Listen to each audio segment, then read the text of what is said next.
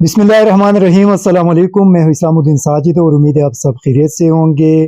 अफ़गानिस्तान के दारुल हुकूमत काबुल में एक होटल जहाँ पे ज़्यादातर चाइनीज़ जो सिटीज़न थे वो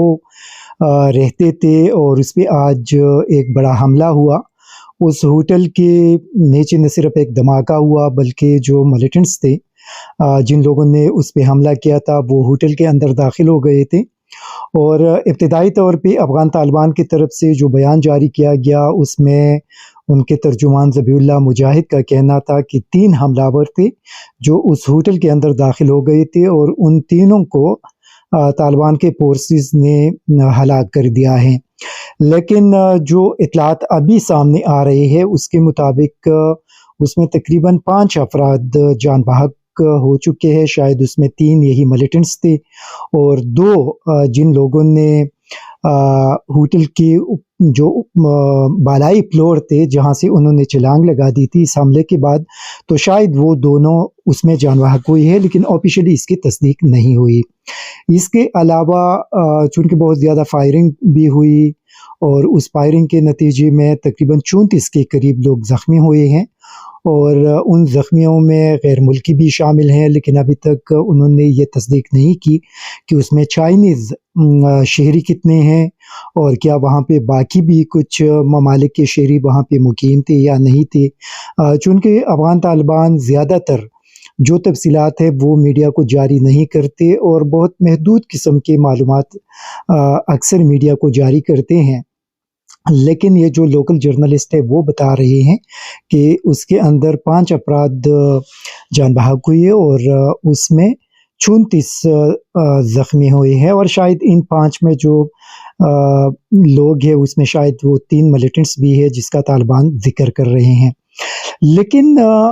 ये जो हमला है इससे पहले जितने भी अटैक्स हुए हैं वो उन तमाम की ज़िम्मेदारियाँ दाइश ने कबूल की हैं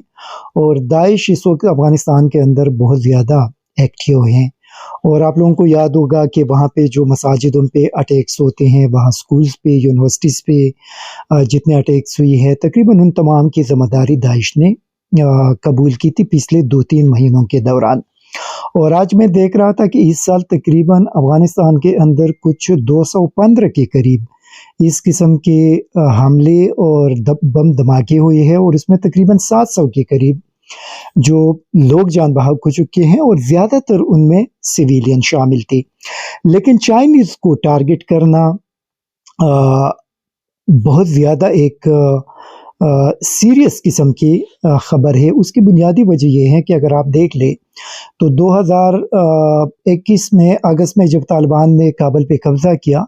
ज़्यादातर बाहर दुनिया के जो सफारती अमला था या सफारती लोग थे वो वहाँ से निकल गए थे। उसके बाद पाकिस्तान ने पहल की, बल्कि पाकिस्तान के सफारतकार तो वहाँ से सिरे से निकले भी नहीं थे और इसी तरह चाइनीज़ भी वहाँ पे थे, तुर्किया के लोग भी थे, बाकी जो उनके दोस्त ममालिक हैं उनके ज़्यादातर लोग वहाँ पे सफारतकार वहाँ पे काबुल के अंदर रहे और वो वहाँ से नहीं निकले। लेकिन उसके बाद अगर आप देख लें तो पहले जब तालिबान आ गए तो पाकिस्तान ने बहुत ज़्यादा कोशिश की कि चूँकि अगर दुनिया उनको अकेले छोड़ देंगे तो उसी सूरत में अफ़गानिस्तान के अंदर एक इंसानी बहरान आ जाएगा और लोगों के मुश्किलात में बहुत ज़्यादा इज़ाफ़ा हो जाएगा, क्योंकि उस वक्त भी यही ख़बरें आ रहे थे कि मिलियंस के तादाद में जो अफ़गान हैं उनको खुराक का मसला है और वो भूख से मर सकते हैं और एक बड़ा मुश्किल सूरत हाल था। लेकिन उस वक्त उसमें पाकिस्तान ने एक बड़ा पॉजिटिव रोल प्ले किया और दुनिया को ये इस बात पे मजबूर कर दिया कि वो कम अज़ कम अफ़गानिस्तान के साथ जो इंसानी हमदर्दी की बुनियाद पे इमदाद है वो जारी रखे। और फिर दुनिया ने और स्पेशली अक़वाम मुत्तहिदा के ज़ेर एहतमाम जितने भी इदारे हैं उन्होंने अपना काम वहाँ पे शुरू कर दिया। लेकिन चीन एक ऐसा मुल्क था जो पाकिस्तान की वजह से क्योंकि चीन को भी पाकिस्तान ने ही कन्विंस कर दिया था और चाइनीज़ आगे बढ़े और उन्होंने अफ़गानिस्तान के अंदर न सिर्फ अफ़गानिस्तान के लोगों को हाथ दिया, उनको सपोर्ट दी, بلکہ ساتھ ساتھ چائنیز کے جو آفیشل تھے وہ افغان طالبان کے ساتھ مل گئے، ان کے ساتھ ان کی کافی ساری میٹنگز ہوئی، اور پھر وہاں پہ افغانستان کے اندر انہوں نے سرمایہ کاری شروع کر دی۔ آپ لوگوں کو پتہ ہے کہ افغانستان کے اندر معدنیات کے شعبے میں چائنا نے کافی سارے ایگریمنٹس اس طالبان حکومت کے ساتھ سائن کیے ہیں، اور اس وقت جب میں کابل میں تھا تو اس وقت بھی طالبان کے آفیشل یہی بتا رہے تھے کہ چائنیز کے ساتھ ان کی اس بنیاد پہ بات چیت کا سلسلہ جاری ہے کہ اگر وہ یہاں پہ انویسٹمنٹ کرنا چاہتے ہیں، یہاں پہ افغانستان کے اندر آتے ہیں، تو اسی صورت میں جس طرح کہ چائنیز باقی ممالک کے اندر اپنے لوگوں کو لے جا کر وہاں پہ ان سے کام کرواتے ہیں، یہاں پہ تو ٹیکنیکل لوگ چائنا کے ہوں گے، لیکن نیچے جتنے بھی کام کرنے والے لوگ ہوں گے وہ افغانی ہی ہوں گے، تاکہ ہمارے لوگوں کو نوکریاں مل سکے، ان کو جابز مل سکے، اور پھر اسی بنیاد پہ ان کے ساتھ ایگریمنٹس بھی ہو گئے، جس سے کافی سارے ہزاروں کی تعداد میں جو لوکل افغان تھے ان کو وہاں پہ ملازمتیں اور جابز بھی مل گئے، اور چائنا بھی افغانستان کے اندر اس نے آہستہ آہستہ جو پیر جمانے کا سلسلہ شروع کر دیا۔ اس کے بعد پھر رشین آ گئے، شاید آپ لوگوں نے دیکھا ہوگا کہ روس کے ساتھ بھی افغان طالبان کے کچھ ایگریمنٹس ہو گئے، اسپیشلی آئل اور ویٹ، اور اسی سائڈ پہ کچھ ایگریمنٹس ان کے ساتھ بھی ہو گئے۔ چونکہ چین اور روس کے تعلقات اس وقت دنیا کے اندر آپ دیکھ رہے ہیں کہ دو مضبوط اتحادی ہے، اور وہ دونوں مضبوط اتحادی افغانستان کے اندر داخل ہو گئی، تو اسی وجہ سے چائنیز کو نشانہ بنانا یہ ایک بڑا سوالیہ نشان ہے کہ اس کے پیچھے کون ہو سکتے ہیں، وہ کون ہیں جو پاکستان کے اندر چائنیز کو ٹارگٹ کرتے ہیں تاکہ پاکستان کے اندر ان کے جتنے پروجیکٹس ہیں وہ کمپلیٹ نہ ہو سکے، اس میں کچھ اس کو ڈسٹرب کر دے۔ ابھی افغانستان کے اندر سیم وہی صورتحال انہوں نے شروع کر دی ہے، تو آپ اندازہ لگا سکتے ہیں کہ اس کے پیچھے کون لوگ ہو سکتے ہیں، اور پھر داعش کے پیچھے کون لوگ ہو سکتے ہیں جو اس قسم کی حملوں کے لیے ان کو استعمال کرتے ہیں۔ یہ ایک بڑا بنیادی اور بڑا جنون قسم کا سوال ہے، اور افغانستان کے اندر میرے خیال میں ابھی طالبان کے لیے بھی ایک بہت بڑا چیلنج ہے کہ وہ ان تمام پروجیکٹس کو سیکیورٹی بھی پرووائڈ کری، پھر جتنے بھی اگر رشین ہے، چائنیز ہے، پاکستانی ہے یا دوسرے ہیں جو وہاں پہ کام کر رہے ہیں، وہاں پہ ان کو ہیلپ آؤٹ کر رہے ہیں، افغانستان کے اندر سرمایہ کاری کر رہے ہیں، تو ان کو سیکیورٹی فراہم کرنا وہ طالبان کے لیے ایک بڑا چیلنج بھی ہوگا۔ اور اسی وجہ سے میرے خیال میں جو آج کا اٹیک ہے وہ چائنیز نے بھی کافی سیریس لیا ہوگا، کیونکہ آج سے تقریباً بلکہ کل کی بات ہے، چائنیز سفیر نے وہاں پہ ان کے ڈپٹی جو فورن منسٹر تھے ان کے ساتھ انہوں نے ملاقات کی، اور اسی سیکیورٹی کے حوالے سے ان سے بات چیت ہوئی کہ جو چائنیز ایک تو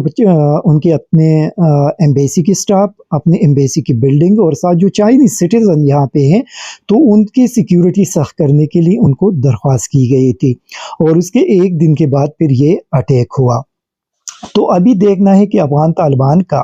آگے کیا رد عمل ہوگا، کیا ایکشن ہوگا، کس طریقے سے وہ آگے ان کی سیکیورٹی کو انشور کرتے ہیں، اور ساتھ ساتھ اس کے پیچھے جو لوگ ہیں وہاں تک افغان طالبان کیسے پہنچ جاتے ہیں، کیونکہ ابھی تک جتنی بھی اگر وہاں پہ واقعات ہوئے تو ہم نے افغانستان کے اندر دیکھا کہ ان کے جو انٹیلیجنس ہے وہ بھی کافی اگرچہ بالکل ایک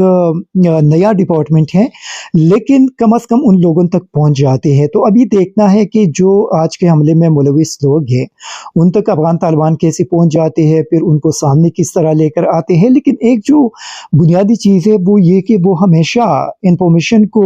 سیکرٹ رکھتے ہیں، وہ شیئر نہیں کرتے۔ ایک لحاظ سے تو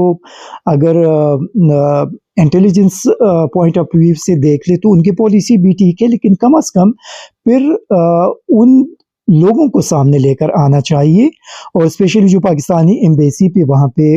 ہمارے جو ہیڈ آف مشن تھے ان پہ حملہ ہوا، اور اس کے بعد پھر یہ بتایا گیا کہ اس میں غیر ملکی یہ ایک غیر ملکی پلین تھا، لیکن وہ غیر ملکی پلین پھر سامنے نہیں لایا گیا۔ اگرچہ پاکستان کے ساتھ ڈیفینیٹلی انہوں نے ساری انفارمیشن شیئر کیے ہوں گے، لیکن کم از کم پبلک کو بھی بتانا چاہیے کہ اس وقت افغانستان کے اندر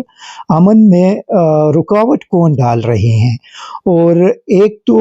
ہندوستان کا وہاں پہ دوبارہ آنا، ہندوستان کا وہاں پہ دوبارہ پیر جمانا، یہ بھی بہت زیادہ زیادہ ख़तरनाक है, क्योंकि उनका सिर्फ एक ही मकसद है और उनका बुनियादी मकसद न सिर्फ पाकिस्तान है बल्कि चाइना भी है। अभी अगर वहाँ पे चाइनीज़ इन्वेस्टमेंट कर रहे हैं, चाइनीज़ आ गए हैं, तो आप हिंदुस्तान से कुछ भी एक्सपेक्ट कर सकते हैं कि वो पुराने जो NDS के एजेंट्स हैं उनके ज़रिए कुछ भी कर सकते हैं। चाइनीज़ को टारगेट कर सकते हैं, पाकिस्तानियों को टारगेट कर सकते हैं, ये सारी चीज़ें कर सकते हैं। तो इसी वजह से अफ़गानिस्तान के अंदर मेरे ख़्याल में ये बड़े अहम डेवलपमेंट है, एक सीरियस किस्म का डेवलपमेंट है। और अभी देखना है कि तालिबान का ऑफिशियली इस पे क्या रद्द-ए-अमल आएगा, क्योंकि अभी तक उनका सिर्फ हमले के हवाले से एक मुख्तसर बयान सामने आया है कि उस पे जिन लोगों ने अटैक किया था 3 बंदे थे और तीनों बंदों को तालिबान के फोर्सेस ने मार दिया है। तो अब देखते हैं कि कल तक इसमें क्या डेवलपमेंट आगे होगी। इंशाल्लाह इस हवाले से मज़ीद डिटेल कल आप लोगों के साथ शेयर किया जाएगा। Thank you very much. ISTV Pakistan को सब्सक्राइब करें और बेल आइकन को दबाएं मज़ीद वीडियो और अपडेट्स के लिए।